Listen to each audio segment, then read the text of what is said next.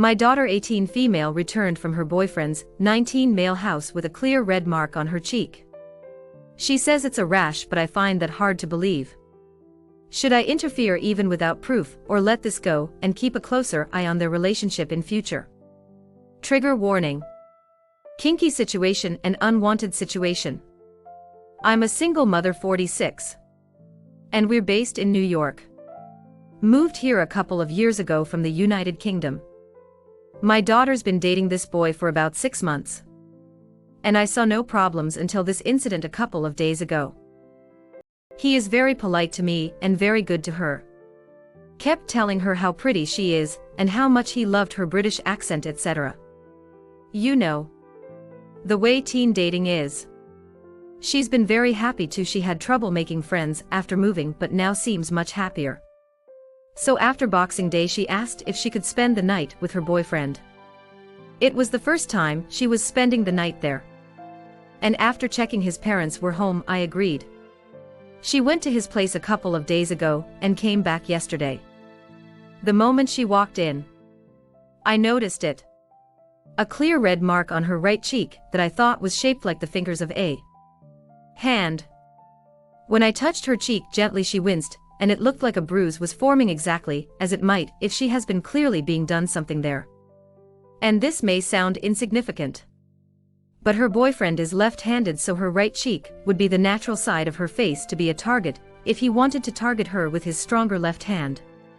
And for one final shot to leave finger marks, he would have had to have been pretty firmly, not playfully. I asked her what happened and she said it was some skin allergy, which I find difficult to accept. She kept talking about how much fun she had and whether she could go again sometime. Now today, that bruise has gone down. Just like a bruise from being targeted would. But unlike a rash. I don't want to upset her. But I have never did something to her. And especially not on the face. I can't bear the thought that some boy is playing with her beautiful face and using it as an outlet for his anger. But I have zero proof. And she isn't complaining. Can I do anything, or could I just be mistaken? Update. Thanks so much for all the advice. I took a lot of it on board. I provided an update of the situation here. You have all been supportive. I was expecting nasty, judgmental comments, but I didn't really get any. A few humorous ones though.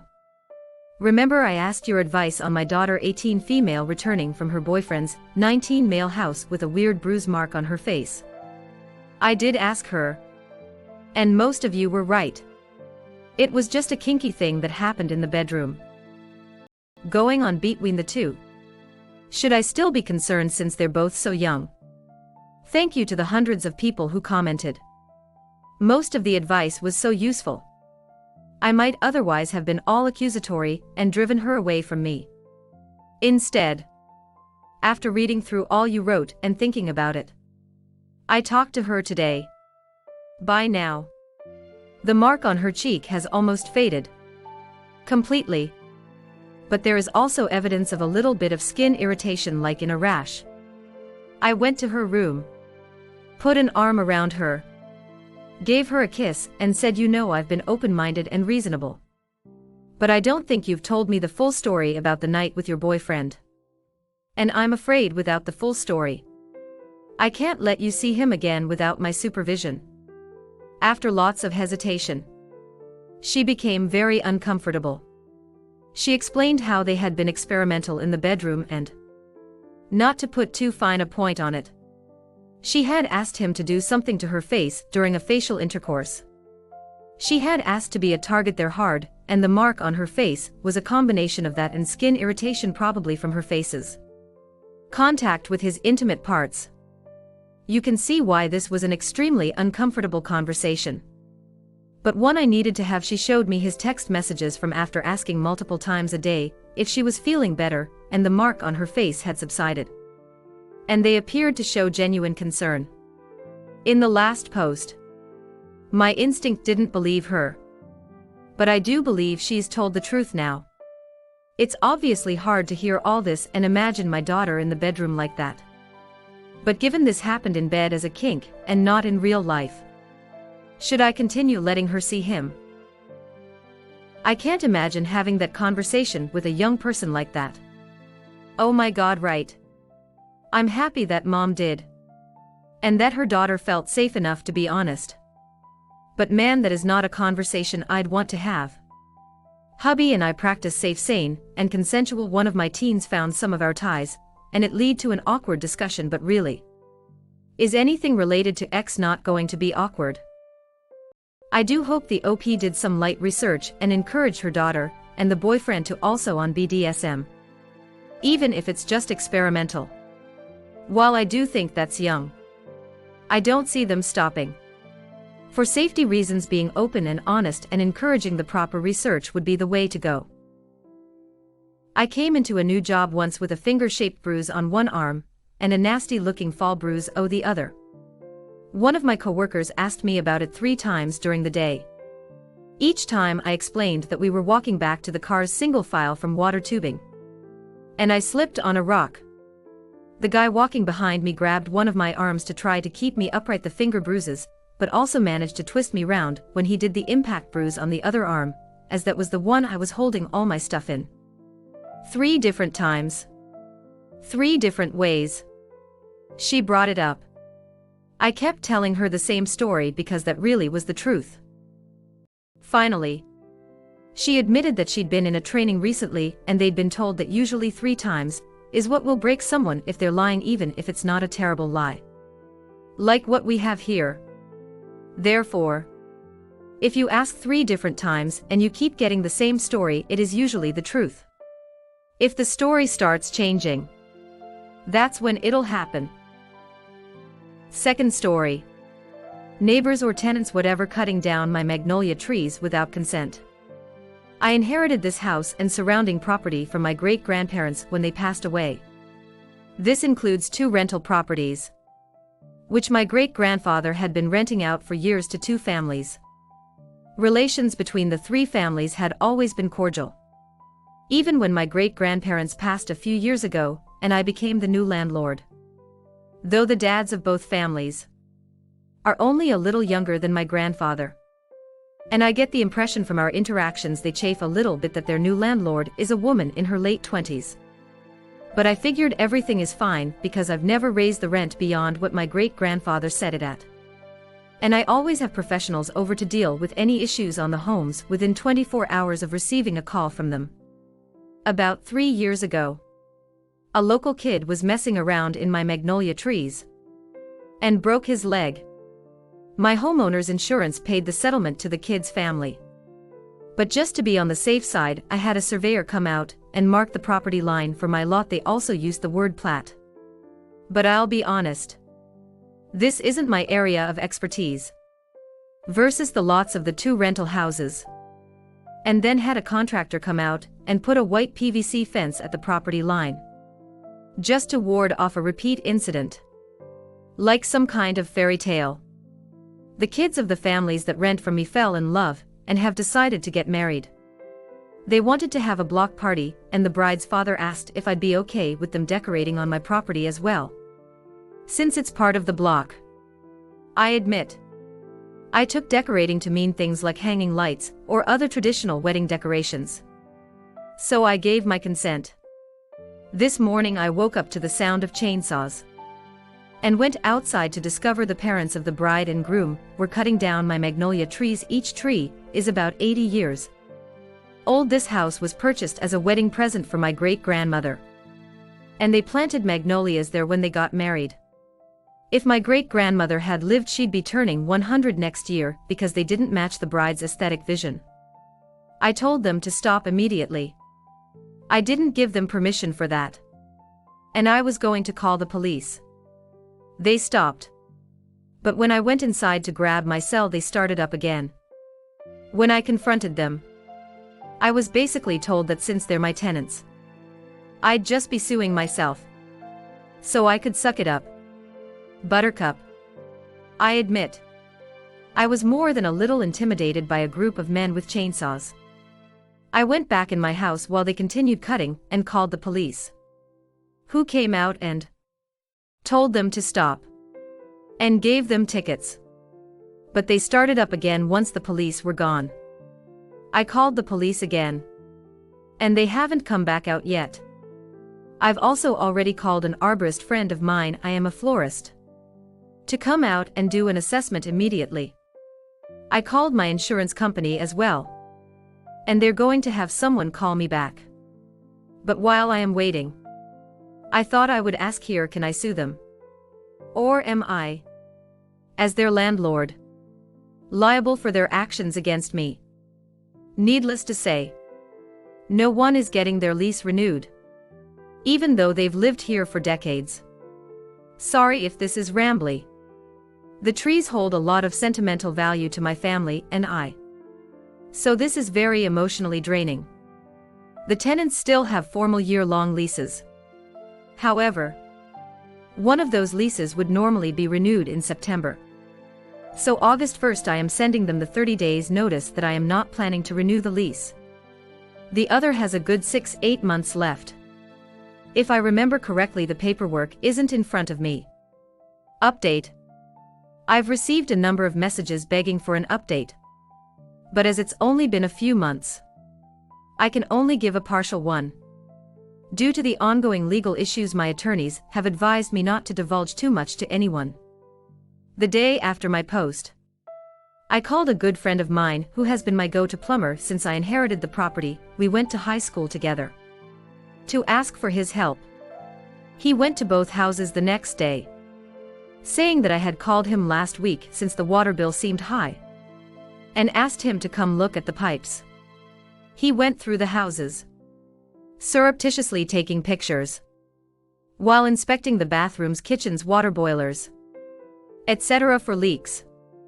Apparently while he was there they made a bunch of comments about me that included racial slurs. Too long didn't read. I am biracial and do not pass for white and such, about how I need to learn my place. After he'd inspected both houses he came over to mine and gave me all the photos. I conferred with an attorney regarding evicting them, and 4 days later both families were served with 7-day eviction notices. As expected, they blew up and started throwing rocks at my house, slinging more racial epithets in my direction. I'd always grown up being terrified of angry racist white men twice my size. I never realized how unbelievably pathetic they actually are until I watched them crying like babies while being hauled off by the police on the video cameras. The bride made a very angry post on Facebook, followed up by standing up in church, small town. Most of us go to the same church during prayers and concerns to beg for prayers for her family because our landlord is evicting all of us because she's jealous that I am getting married.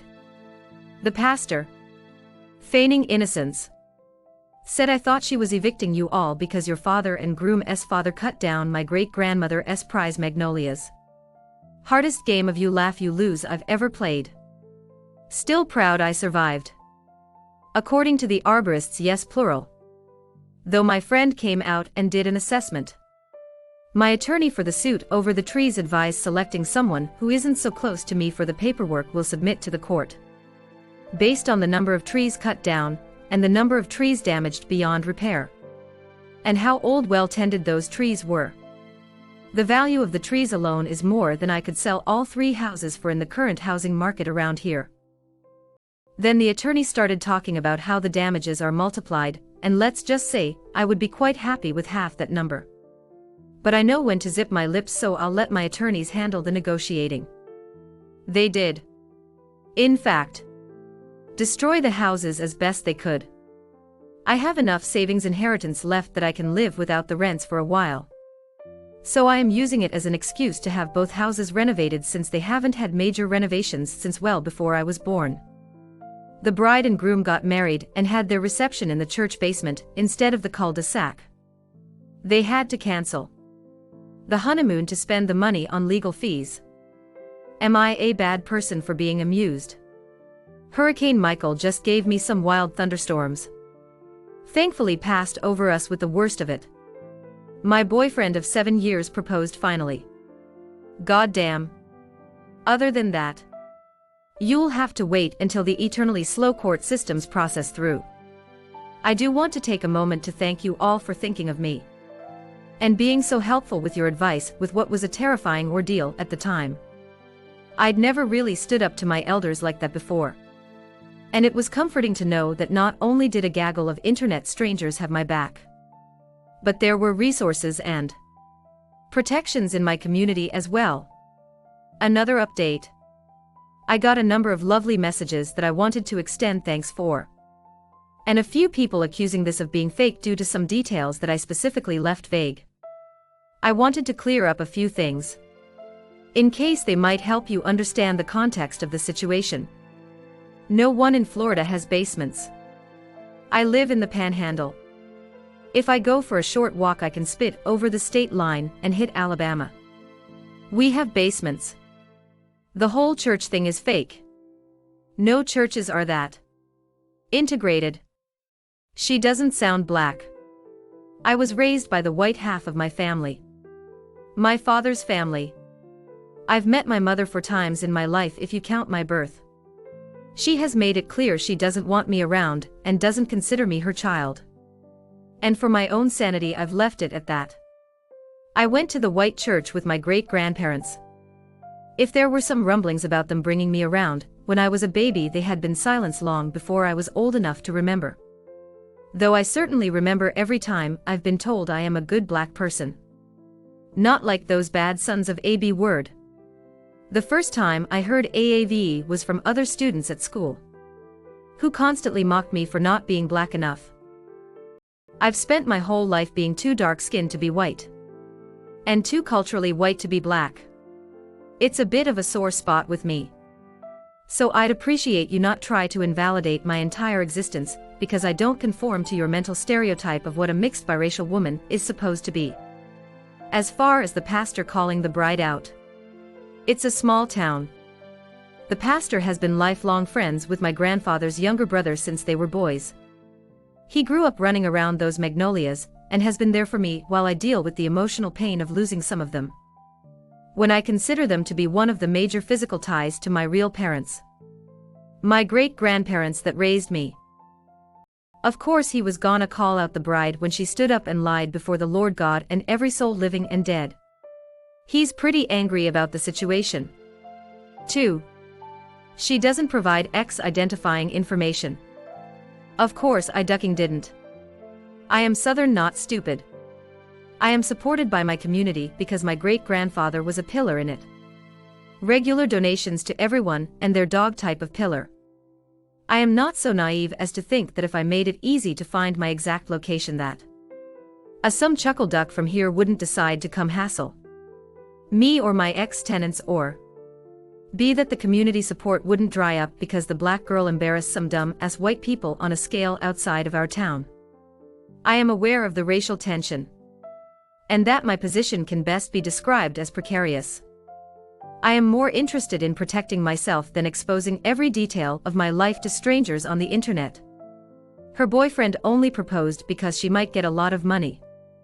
You all got me laughing with this one. I've been giving him crap for it since he asked. But no. Sadly. He's in the last year of his master's program, and we discussed before getting married once he'd finished it. I'd expected the proposal sometime between August and Christmas of this year. Also, I am very aware that I am not gonna get much out of them. The amount they've been saving on rent since my great-grandpa died alone would be enough for a down payment on bigger houses than they were renting. But from what I understand, their desire to blow money on new cars every other year, vacations, and putting their children through college without loans, which of these 3 things I find the least objectionable, has left them with little cash left. To be honest, I wouldn't be surprised if I only get enough to pay the lawyers.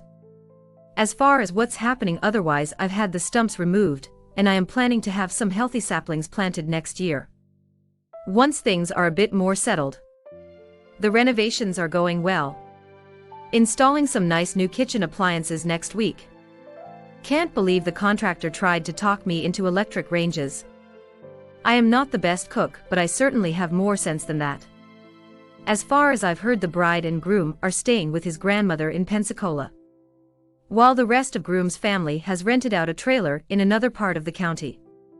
The bride's family, who in my opinion are the primary aggressors.